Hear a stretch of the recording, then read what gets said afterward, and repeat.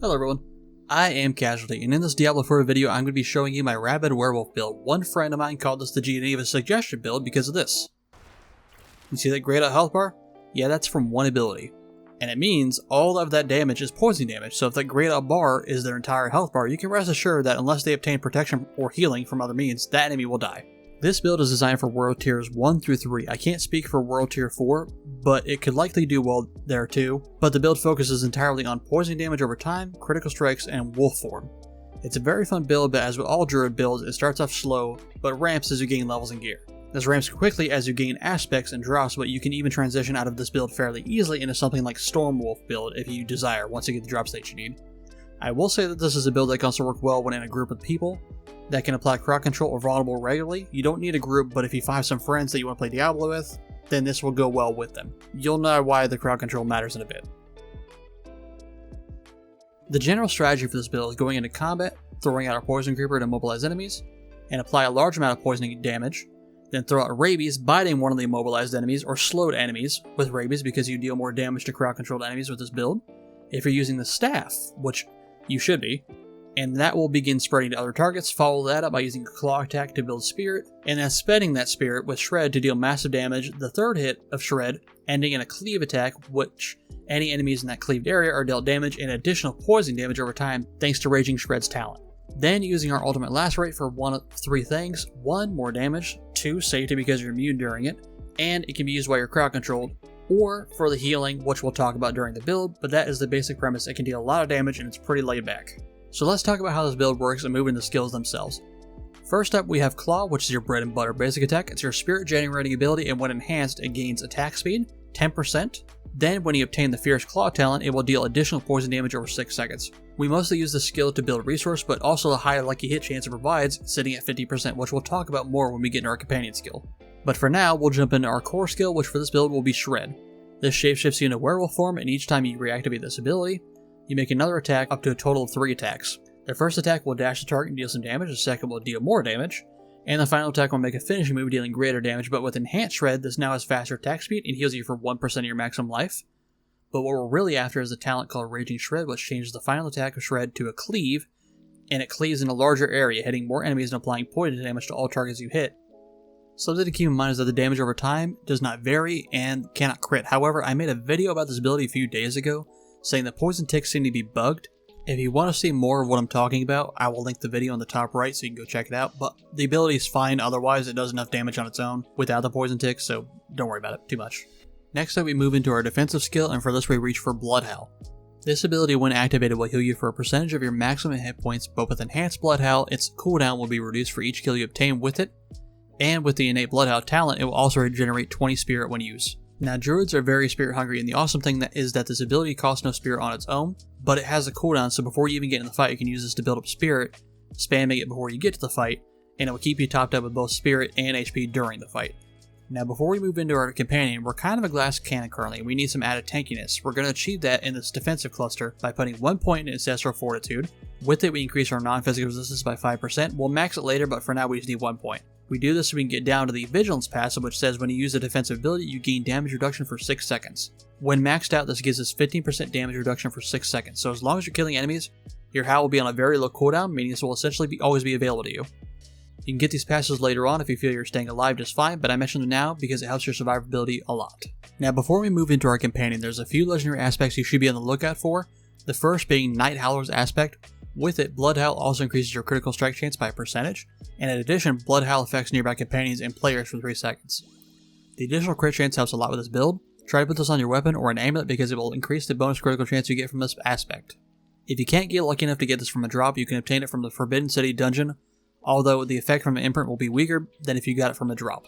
The second aspect is the aspect of the Protector. This is an aspect available to every class, and with it, when you damage an elite, you gain a barrier absorbing damage for 10 seconds. This effect can only happen once every 30 seconds, but it helps a lot with survivability, soaking up damage you normally would have taken. It can be found by completing the Lost Archives dungeon and is useful early on when you don't have a lot of damage resistance, and the cool thing is, it's a universal aspect, meaning it can be used on any class, and is very useful early on when you don't have a lot of damage resistance. I've got 2 more aspects to mention, the third being the Vigorous aspect, which gives us damage reduction while we are in a wolf form, and since we're using werewolf skills, this will have a lot of uptime. This aspect can be attained from the Steadfast Barracks and Hamazar if you can't get it to drop. The fourth and final aspect, unfortunately, is only one that can be obtained from a drop, and this is the accelerating aspect, which when you attain a critical strike with a core skill, your attack speed is increased by 15 to 25% for 5 seconds, which helps speed up your claw attacks so you can build up spirit faster, and also makes your shred attacks come out faster. This bonus is basically up the entire time once activated with how often we crit with this build. I will mention this is a legendary I would be looking for later in the game around level 35 when you obtain your key passive skill, and you'll see why when we get later in the build. There are a few more aspects you have access to early on that you could pick up, but these are the main ones you should be looking out for. The unfortunate thing is the fun stuff for this build isn't obtainable until you hit World Tier 3 because that is when uniques and sacred items can drop, but with that said, we can move into our companion skill and we're going to take the classic Poison Creeper, which will passively attack an enemy every 7 seconds and deal poisoning damage, but when activated deals massive poisoning damage in a large area. This damage is dealt over a period of 3 seconds, during which all enemies hit by this ability are also immobilized for 3 seconds as well. This is great additional crowd control, and I mentioned earlier I would talk about why crowd control is important, and it's important because staves, which is our weapon of choice, provide additional damage to crowd controlled enemies, and immobilize counts for this effect and it will become more effective with a passive that we'll be taking later. Now if you take the Ferocious Poison Creeper talent, this essentially doubles the damage of the damage over time because you're increasing the duration of the poisoning by 3 seconds, for a total of 6 seconds. Most non-elites die to this activated ability alone, as you saw in the intro. Earlier I mentioned Lucky Hit, and the reason I did is because with our Spirit Boons you have an option called Pack Leader, which says Lucky Hit critical strikes have a 20% chance to reset the cooldown of companion skills. This means you can possibly activate Poison Creeper multiple times in a fight, adding up for thousands of damage in multiple seconds to CC. After that, when you have 3 points available to you, slap 3 points under the Call of Wild passive, and this cluster to increase the damage to your companion by 30% when the passive is maxed out. You could also go for the other talent from Poison Creeper, called Brutal Poison Creeper, which increases your critical strike chance by 20% against enemies affected by the immobilized from Poison Creeper. This is nice, but I prefer the straight up damage from the Ferocious talent. Now it's about time I talk about our Spirit Boons that we'll be taking in this build. So for Druid, you need to go to Toldura, which is a stronghold that you need to clear to gain access to the Druid Spirit Boon questline. Once cleared, you can give each spirit an amount of offerings to unlock different boons to use, which provide you with some very nice passive effects. Now when you offer enough boons and max out every spirit, you can make one more choice in the same spirit tree, for a total of 5 active boons. Earlier you heard me talk about the Pack Leader trait in the Wolf tree, but we'll also be grabbing Wariness from the Deer tree, which says we take 10% reduced damage from elites. This is a no-brainer. Taking 10% reduced damage is very nice. Now in the Eagle tree we're going to be grabbing 2. We're going to be grabbing Scythe Talons and Avian Wrath. Scythe Talons give us a 5% increased critical strike chance, and Avian Wrath increases our critical damage by 30%. For our final boon, we grab Masochistic in the Snake tree, which says critical strikes with shape-shifting skills will heal you for 3% of your maximum life. Masochistic will come into play later on, but it's going to be help now. Whenever you earn critical strikes, it's going to give you a little bit extra healing. But with Spirit Boons out of the way, we move on to our Wrath skill, and we're going to be grabbing Rabies, which says you deal an infectious bite to one enemy, dealing damage on hit, and then applying poison damage over 6 seconds. Infected enemies will then spread Rabies to other surrounding targets. This helps to spread your damage over a good area, and with Enhanced Rabies, the damage will scale up over the course of the disease, capping out at 30% bonus damage. And when you pick up the Savage Rabies talent, Rabies deals its total poison damage over 4 seconds instead of 6, making the impending death of your enemies arrive that much sooner. And when one group dies, you can drag the final surviving enemy to another group nearby to continue spreading Rabies. Now earlier I mentioned that we deal increased damage to crowd control targets, and up until this point we haven't had 100% uptime on it. But that changes now with a passive in this tree called Neurotoxin, which says poison enemies are now slowed. Now if you didn't know, slow counts as a crowd control effect, and this 1 point gives us an 8% slow, but it's all we need because our poison effects last a decent amount of time, giving us free bonus damage to them. And we only put 1 point in this because we need to get the passives just underneath it, with the first being Venom, which says poison enemies take additional critical strike damage, and when maxed out this reaches 30% additional critical strike damage. Now the second passive is Toxic Claws, which when maxed out, critical strikes of werewolf skills do 23% of their base damage as poison damage over 4 seconds. And with the ultimate skill plus key passive we're about to grab, you'll be critting so much the Dungeon Master is going to ask you to change dice. With that out of the way, we move into our ultimate skill, and we're going to take Lacerate, which says, you shapeshift into werewolf form, become immune, and then quickly dash 10 times between enemies in the area, dealing up to 400% damage. And with Enhanced Lacerate, each time the Lacerate deals a critical strike, you heal for 3% of your maximum life. Then with the next upgrade, Supreme Lacerate, the initial hit of Lacerate is guaranteed to critical strike and deals 150% increased damage. This is insane, especially when you combine it with the Masochistic Spirit Boon we talked about earlier. So with this and the key pass we're about to grab, you have a decent amount of healing, and as I said earlier, this dashes 10 times between enemies in that area. But if only one enemy is in the area, it will hit only that enemy, so it's still good for boss encounters. Speaking of the key passive, we go straight for Lupine Ferocity, which says every 6 werewolf skill hit critically strikes and deals 60% increased damage, and since this allows us to get guaranteed critical hits, on every 6 hit, our Toxic Claws passive will activate, giving us extra poison damage on those hits, on top of the 60% increased damage and the crit damage itself. Just remember this only works on werewolf abilities that hit an enemy, and it won't give you a stack when you use Blood Howl, for example. Now for a recommended rotation. I'm not your mama, not your daddy. I'm not going to tell you what you need to do, what you have to do. I'm just going to tell you what I do, and if you want to do it, you go right ahead. First, you throw out Blood Howl to gain damage reduction and some spirit. Then throw out Poison Creeper for massive damage and crowd control. Bite and immobilize them with rabies so that it begins spreading. Then use Claw Attack 2 times, and then Shred 3 times to deal massive damage in a cleave area with the crit it gives you, and then spam Claw Attacks to gain spirit again, hopefully gaining a lucky hit to reset the cooldown of Poison Creeper thanks to pack leaders. Then use Shred when you have the spirit available. I'm sure there's better, more optimized ways to, get this rotation out, but it's what I do. And to be honest, since 6 damaging werewolf abilities proc the guaranteed crit, you can Claw 6 times or Shred twice to use your rabies or lacerate, ultimate. You can do whatever you want to reach it. Just remember that Blood Howl doesn't give a stack for guaranteed crit. Okay, we are through all the skills. Now we're going to talk about equipment, paragons, and glyphs. Now everyone levels their characters differently, but the recommended max order in this build you should go for is Shred, then Poison Creeper, and finally Rabies in that order, grabbing the passes you need in between your upgrades of those skills.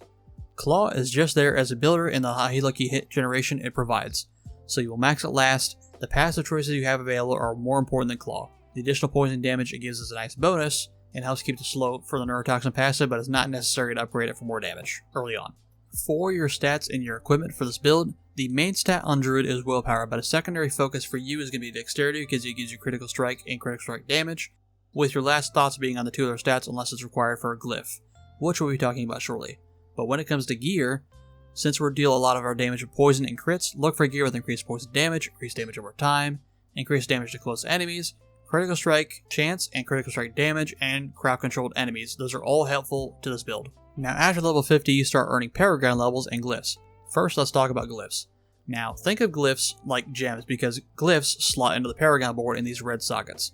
Now when it comes to a glyph, we want to reach out for the Bane glyph. Now unfortunately I don't have it yet, but it's what you should be looking for because with Bane, every 5 intelligence you purchase within range increases your poison damage by 2%, and when you reach the additional bonus, poison damage effects have a 10% chance to deal double their damage over the duration. It's a very strong effect, but what I'm currently running is the Shapeshifter glyph, which gives damage and willpower, but when the condition is met, Shapeshifting has a 20% chance to cause the next skill's damage to critically strike, which will work until we find Bane. There's also the Tracker glyph, which increases the poison damage, and when the condition is met, it increases the duration of poisoning effects. When you reach the glyph slot, you might not have rare or yellow glyphs yet, but you will start with blue glyphs. For those, I recommend slotting in one of the following: Resolve, Ruin, or the Slayer glyph. Resolve increases your damage for each willpower purchased, Ruin increases your critical strike damage with dexterity purchased, and Slayer increases damage to elites with dexterity purchased. Take your pick, because when you find one of the other glyphs I mentioned, you should transition to one of them, especially if you find Bane. For the Paragon board, you earn points as you level up past 50. You can slot this into different stat points and different passives and nodes that you get, but the first Paragon board you get through, you can finally attach a new one. I highly recommend getting Heightened Malice because the legendary node in it says, while 3 or more poison enemies are nearby, you deal 45% more damage. And that's just increased damage overall, not just poison damage. The rest of the board, however, adds increased damage to poison enemies, damage reduction from poisoned enemies, and poison resistance, helping us be where we're truly meant to be, a walking bioweapon. The final thing I want to touch on really quickly is PvP. This build is not meant for PvP, but this build can go toe-to-toe with people in PvP because I went against somebody who was 7 levels above me, which I showcased in a recent video as well, you can find in the top right. So, in the Fields of Hatred, which are PvP areas, damage over time effects are increased by 20%, basically meaning most of our damage is buffed. You have an immobilized thanks to your Poison Creeper, however, it is reduced duration in that area, and we have slowing effects on our poison attacks, which we talked about earlier. While they're CC'd, you deal increased damage to them. You have some healing and damage reduction thanks to Blood Howl, so it's not that bad. Just be aware once your Blood Howl is down, you're squishier, however you have some good healing, and your Lacerate ultimate ability can be used while you're crowd controlled. Just be careful of groups. Solo players you can take down more than likely, but groups will give you trouble. Just remember the first strike of your Shred ability performs a dash to the target, helping you close the distance. So give it a try in PvP, and check out that video I mentioned if you want to see the build in some action. Some of you saw the video and it blew up, so I took a screenshot of all the gear I was wearing at the time, and the build is just this build. I've been talking about this whole entire time. Those images will be going on screen, but while that's happening, I want to say this video took a lot of time to create, so I hope this helped you find an enjoyable poison build, And if it did, consider subscribing for more videos and leave a like. If you did, thank you in advance. Now, I hope you have a good day. Later, y'all.